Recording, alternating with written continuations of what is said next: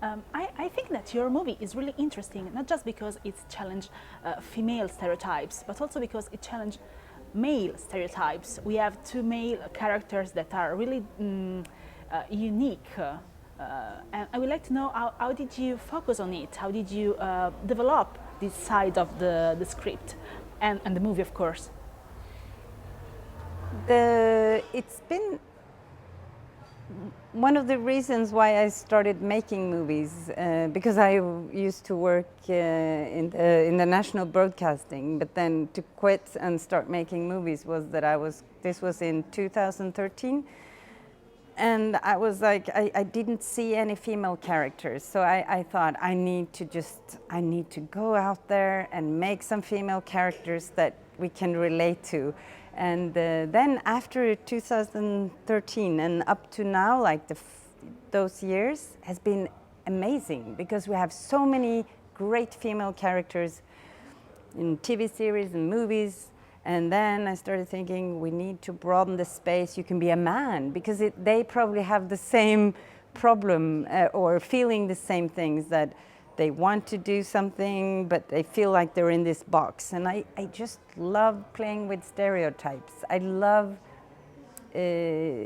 asking, questions. Is this really how everybody's feeling? And especially when it comes to parenthood, there's a lot of stereotypes, a lot of, and I know it because I've been pregnant myself twice, and there's so many things I just do because culture, because I'm a female, blah, blah, blah. And I think it's very good always to ask questions about why am I doing this? Why do I think this? Why does society think this?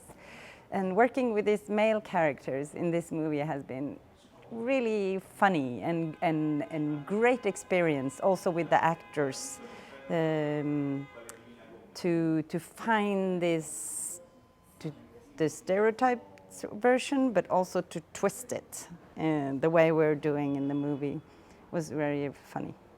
In your movie, you show us the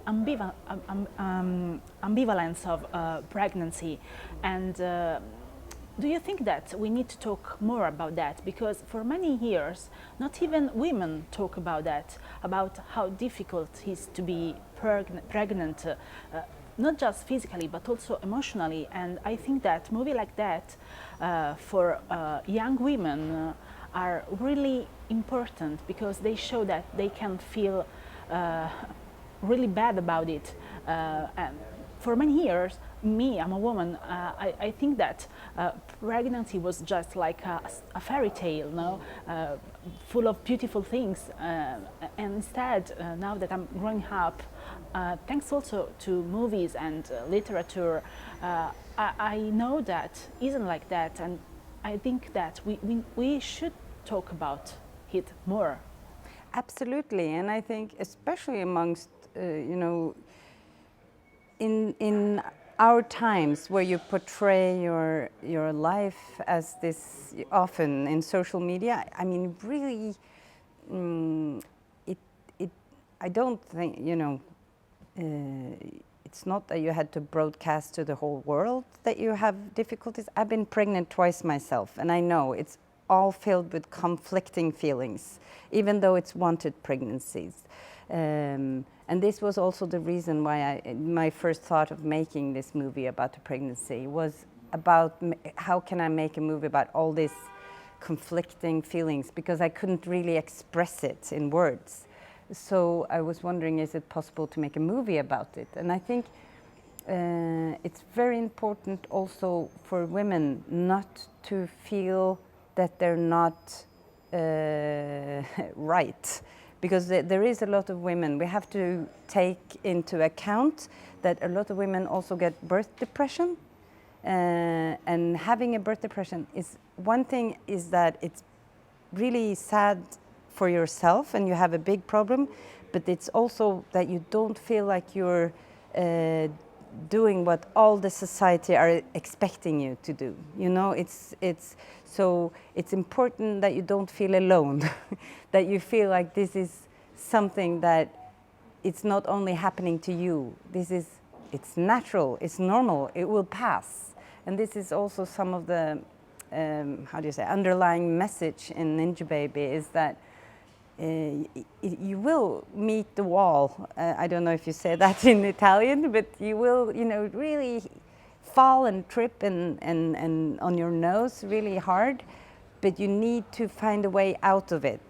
You can't really dig yourself down into the depression. And I think knowing that this is not, I'm not unique in this feeling. There's other people, I have friends or other people I know who have the same feeling. It makes it easier to get out of it and pass it, I think.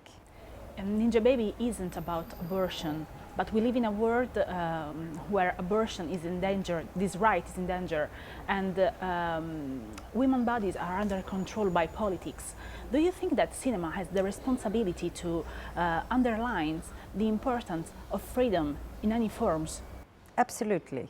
And I think cinema also has a wonderful possibility to create, to raise questions, of course, about society, and I think it's necessary that cinema does it. And I think also that we can portray characters that are diverse and also show that we have more possibilities. And we can do that by raising questions and what I see from a Norwegian standpoint is, or point of view, is that, or as a Norwegian woman, I get really furious when you politicize the female body. I mean, really, it's no one else but the woman who can take that decision. And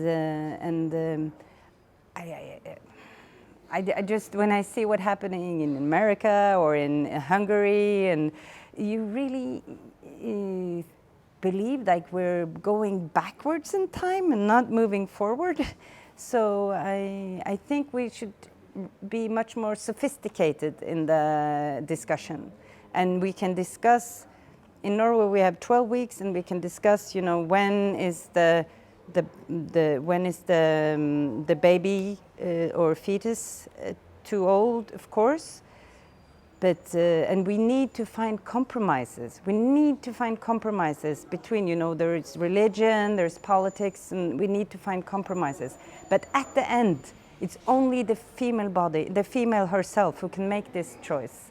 So it's really saddening to see what's happening.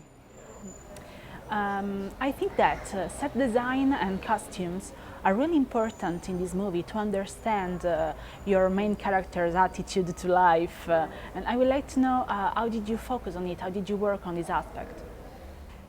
It was, from the beginning, I wanted to make a very unpolished movie. A rough, and also because I had Inga there, who did the animation, and also were on board doing the, you know, we were working on the script, and we both felt that this unpolished, true, natural, normal girl in her beginning of her 20s, and we were talking a lot about the messiness that you are in when you're in your early 20s, when life is ahead and all possibilities are there and you don't really plan anything, and we really wanted to go into that feeling. And for Raquel, her room is, you know, she's a mess. And she's trying to study, but then she's stopping, and then she doesn't have any money, and she really wants to stay in her room and draw, and that's her safe spot. But she's not very good at, you know, cleaning and washing. And I think when you're in that age, you're not, I mean, some people are, of course, but a lot of people are not. And I really wanted to create the mess around her that was in her. The mess that was inside her was also around her. And we didn't have any makeup on the actors, so we didn't use any makeup on set, but we used olive oil to make her hair more and more greasy, because I feel that when you are really low and you have a lot of problems and a lot of conflicts, you can either you really put on the mask or you just don't care. And she's the person who just takes the t-shirt, smells it, oh, it's okay, and then she puts it on. And she doesn't really take time to shower at the end, you know, when towards the end of the movie. But still, she has a very, and that's because of the actress. She's wonderful. She has a natural beauty in all the messiness and the dirtiness and all of it. So making the mess was something that was a collaboration. I worked with a production designer before. I worked with a photographer before, but it was always when, you know, when we come on set, we were like, more messiness, you know, we make it even more messy than they set up. And Christine was part of also the character, the clothing. Yeah, it was a big collaboration with all of us, actually. Did you choose to incorporate animation from the beginning, or it came later? No, that was part of the reason why I contacted Inga, because I wanted animation. I felt animation was, it's just as strange. It can be so magical and strange and weird and harsh and beautiful, just like the feeling of being pregnant. And so I thought this would be a perfect match. And then this book, Art of Falling, the graphic novel, I had it for 4 years or something. I think it came out 2011. So, and then I thought, okay, if Inga comes on board, this will work. So I asked her. Yeah. Thank you so much for your time. Thank you. Thank you.